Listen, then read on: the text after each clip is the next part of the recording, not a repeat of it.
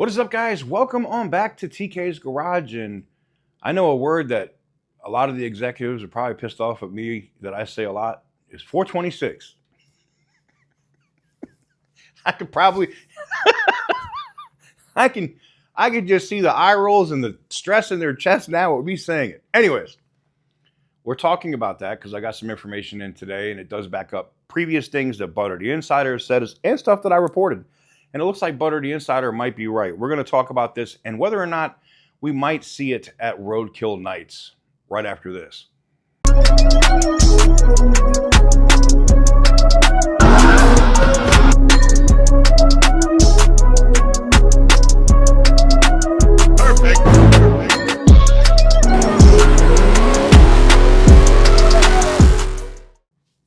So welcome on back to TK's Garage. Before we get into today's video, got to talk about the giveaway that's going on the channel. The extra entries for the Ram TRX are almost completely sold out over at tksgarage.com on the merch site. There's very few items left remaining for that if you wanted to take a shot to get in on it. It will close out on August 2nd. But we did launch the combo packs over there as well. So if you are picking up something on the merch site, it gets you in on the Challengers and the TRX. Now, the tool site, there's a bunch of new products that are loading up there throughout today. And as that stuff gets loaded up, it's on there. And every single item has 10 available units. And that also will get you in on the Challenger, the dual Challenger, the 73 Challenger, and the 2020 Hellcat, as well as the Ram TRX. Now, the Classic, because I've had a lot of people asking questions about it, is a project car. It is not perfect. It looks nice. It doesn't look horrible. But you're going to need to do some work to it. The interior looks Gucci. That part's already done. It's literally just little mechanical bullshit because it's all original. There's no like swap in it. So yes, it needs work. But that's part of the thing, right? So you can get in on both of those, the dual Challenger giveaway and the TRX over on the tool site now as well at 850K entries per dollar spent. That's 850KX, right?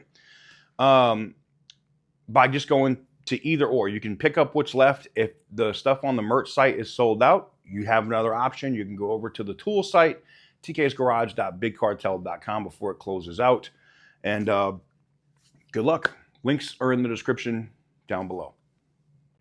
All right, so let's get into this. Butter the Insider, a while back, published a couple of videos, and I had heard that I knew we were getting, what I was being told was that we were getting a naturally aspirated, eventually, 426 and a supercharged 426, which we already had. You know, they had the Elephant, right? But there was supposed to be some more changes to it, that this other 426 would make it more compliant so that it could be sold and pass emissions and whatever, right? Cool. And then, you know, Butter published a video that there was 3 different variants, that there would be a twin turbo, a supercharged, and a naturally aspirated. And talking to some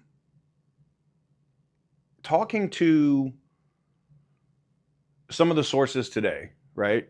And I don't even want to say the departments because they might be able to figure out who the fuck it is. But talking to who I talked to today, they were saying, while they might not show a full engine at Roadkill Nights, there's going to be a lot of teasers, and there's going to be, I guess, some type of video or something they're going to play at some point during the debut of something else that's coming at Roadkill Nights that's specifically centered around the 426. Now, if that's the case, I'm here for it. I'm wondering if they've had these 3 engines in development because they want to go turbo. They've seen what the Hurricane can do, twin turbo. If they could ever figure out that lag, and you do something like that with a big 426, oof.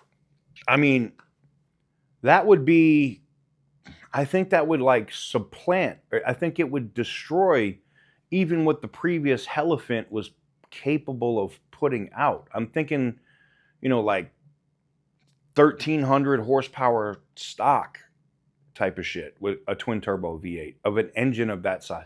And I say that because I don't have any crazy bolt-ons or anything on my twin turbo V8. And mine's a, what, 4.4 liter twin turbo in the M5. And mine makes like 9 whatever it is to the crank. And I don't know what it is to the wheels, but high 7s, I think, to the rear wheel. So it's like 980 something to the crank and 790 something to the rear wheel. I don't know. Something along those lines. It's been a while since I've had that car on the dyno. That car comes stock without a tune. I think it was like 580, maybe it was 580 horsepower, I think is what the M5 came stock for this one, the F10. Now the competition's a little different than the regular M5. They do a couple more things in terms of the tune and interior and trim and whatever. But mine are all comps. So it puts out a little bit more. So with a tune, it's able to do that. Can you imagine what they do with a 426 twin turbo V8 with the appropriate tune?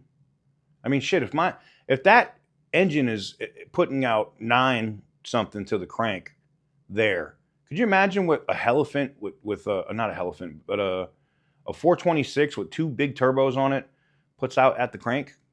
Stock? Yeah, the 1400 reliably sounds easy, normal. So it'll be interesting to see if that's the route they want to go. I still feel like they've been known for the supercharger whine for so long. And if they really wanted to get the Hurricane to push and sell, they wouldn't even have to use the turbos. Yes, I know they're going to give up some efficiency. Yes, I know they're going to give up maybe even a little bit of power. But even if they pro-charged, if it made enough noise and it gave that whine when you got on the throttle, I think the Hurricane would sell. I really do. I don't think the Hurricane would be stuck. I think it would sell. It's just because of the way it sounds. If it sounded good, they'd be selling. Nobody would give a shit. They really wouldn't. I think they need to be putting their R&D into the sound of that damn thing. Change the firing order, whatever you got to do. Make it sound better. But in terms of that 426, Butter the Insider's right. They're definitely working on 3. I'm wondering, though, if we're going to get all 3. Or is Dodge really done with superchargers? Are they going to lean more into turbos and not superchargers? That's my question now, because it looks that way. It does. It does look that way. I know when they just dropped the Rumble BTK, it's supercharged. Yes, I get it. I understand. But I don't know. I'm just looking at, look, this is what I do, man. I'm just looking at the data that's in front of me. I'm looking at the information that I have, and I'm making a call. And could they do both? Sure. Why, though? Why have the cost and the difference, across your factories to put a supercharger if you're getting more power out of turbos? If you can solve the turbo lag issue on the Hurricane and you can do the same thing when you bring a V8, they're going to bring turbos. Let me know what you guys think in the comment section down below. Give the video a big thumbs up if you like what I do, and hit the subscribe button if you haven't already. I will be looking forward to seeing all of this pre-Roadkill Nights, and as soon as we're allowed to tell you about it, because I'm sure I'll be under some sort of embargo, I will. So I look forward to seeing a lot of you guys there. You'll probably see me either wearing the Petty Roosevelt stuff, because that's how we have the car wrapped, or my TK's Garage stuff. So I won't be hard to find. I am a lot lighter than I was last year, though. I was 340 pounds last year at Roadkill Nights, and this year I'm at like 275. Yeah. Anyways, as always, thank you very much for watching. I truly appreciate it. And as always, stay petty, my friends.